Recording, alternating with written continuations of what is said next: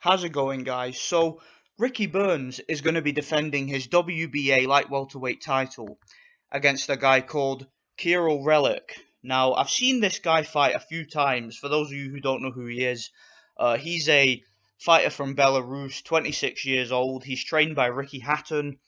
Um, there's a few things I want to talk about in regards to this fight. Now, there's a big issue with this guy Relikh, and the big issue to me is, like I mentioned earlier, he's being trained by Ricky Hatton. To me, that's a problem because, and I'm just going to come out and say this, in my opinion, and I've said this before, Ricky Hatton is one of the worst, I mean one of the worst trainers I have ever seen in the sport of boxing. Now, as good a fighter as Ricky Hatton was, and he was a good fighter, as a trainer, he just doesn't have it. Okay, all the fighters that work with him fight exactly the same. Coming forward, but with very little defense. Very little head movement. They don't really know how to fight effectively on the inside because he's just not a great trainer. Okay, Ricky Hatton, when he was a fighter, he was more an effort fighter. That's what he was. He was a guy who was very, very physically fit. Very strong and would just kind of will his way to victory. He wasn't really a skilled boxer. He didn't really have great inside fighting skill. He was mostly just a club fighter type. That's what Ricky Hatton was. But because he was so physically fit, because he had such great stamina, and he would just attack the body relentlessly, he was able to have a lot of success. And let's not forget, for the majority of Ricky Hatton's career, he was protected. Okay, let's be honest. I mean, before he fought Luis Collazo, before he fought Kostya, a lot of Ricky Hatton's opponents were way past their prime. A lot of them were journeymen. I mean, fighting guys like Freddie Pendleton, you know, uh, just total journeymen. A lot of the guys he fought, were not even worth mentioning. And to be honest, I remember watching Ricky Hatton a couple of his fights and just not being that impressed. I remember when he fought Eamon McGee, who was a tough southpaw from Belfast, I believe. He fought Eamon McGee, and I thought Eamon McGee won that fight. Clearly, he had Ricky Hatton on the canvas a few times. He bashed up his face. He outboxed him, in my opinion. I thought Eamon McGee won that fight clearly.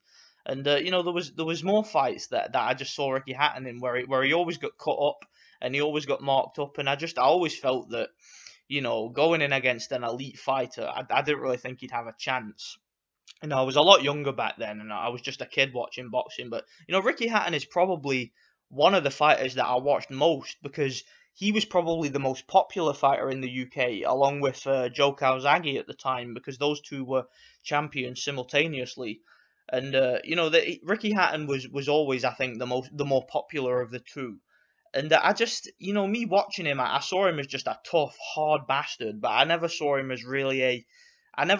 as anything elite. I didn't really see any elite level skills there. And I never thought that Ricky Hatton would make a very good trainer, to be honest. And I have to say, the way it's turned out, I don't think he is. I mean, if you look at Sergey Rabchenko, for example, that's a pretty tough, strong, powerful punching fighter who I believe is also from Belarus. But if you look at the way he fights, and if you look at the kind of the kind of advice that Ricky Hatton gives to him in the corner, he just really, I just don't think he's that good. I mean, it's really hard to place, but I just don't think that Ricky Hatton has the kind of boxing IQ to be a trainer. I don't think he suits being a trainer. So, yeah, I mean, this guy, if he wants to have any kind of success, he needs to get rid of Ricky Hatton, in my opinion. But I don't know. I mean, it's got him this fight with Ricky Burns. I don't give this guy a chance. I think Ricky Burns is going to win this fight easily. I think he's going to handily outbox this dude. Relikh just doesn't have the experience to deal with a veteran like Burns. Now, Ricky Burns, I've been critical of Burns in the past because, Ricky Burns to me, I always saw Ricky Burns as a domestic level fighter that was operating at world level. That's how I always seen Ricky Burns. I always felt that, he was just a cut below the world level fighters in his divisions. Even when he was at super featherweight, I didn't really see much of him because he was pretty much just a paper champion there. However, he did impress me when he beat Michael Katsidis. He actually surprised me. I was picking Katsidis to beat Ricky Burns. I should have known better because Katsidis wasn't at his prime. But still, it was a good performance from Ricky Burns.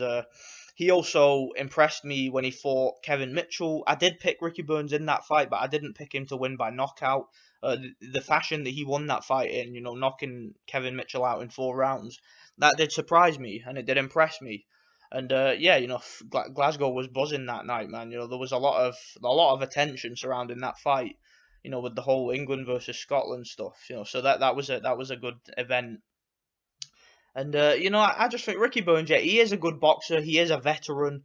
And I actually do rate him a little bit more now than I did back then, because since then he has rebounded from his defeats. For example, he had that defeat to Terence Crawford, where he got basically nearly shot out in that fight. Terence Crawford just, he did everything better than Burns. Burns just couldn't, he couldn't get anything going in that fight. When they were on the outside boxing, Crawford was outboxing him. When Ricky Burns would try and make a fight of it, Crawford would fight him off, and it was just every little thing Ricky Burns tried to do, Crawford could just do it a little bit better and beat him. And I just, if they were to have a rematch, I mean, because both those guys are belt holders in this division, I mean, what on earth would Ricky Burns do in a rematch? I mean, if he can't win the fight in Glasgow with the crowd behind him against an inexperienced Crawford, what is he going to do against Crawford now? So yeah, that fight's pretty pointless. But in regards to this fight, this is the fight I should be talking about, because this is the one that's upcoming. But I think Ricky Burns is going to outbox this guy. I think he's going to win a very, very wide decision.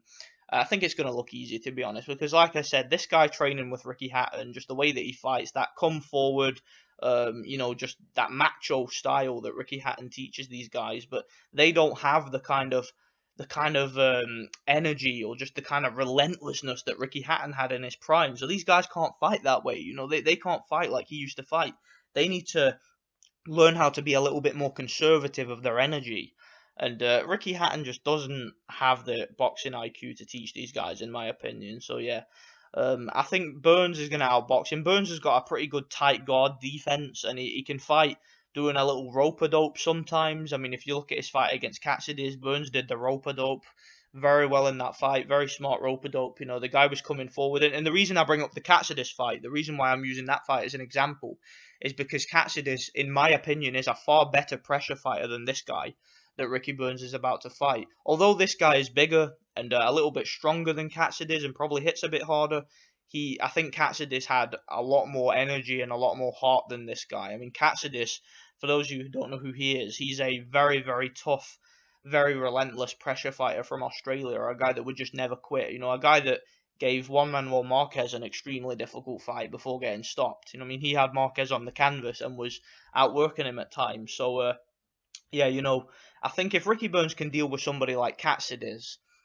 I don't really see him having much trouble with this dude. Now, as far as where do I see these guys going after this fight, obviously the fight's got to happen first, but Ricky Burns, he said in an interview the other day that he would like to fight Adrian Broner, but he already avoided Adrian Broner twice. I mean, when Ricky Burns moved up from super bantamweight,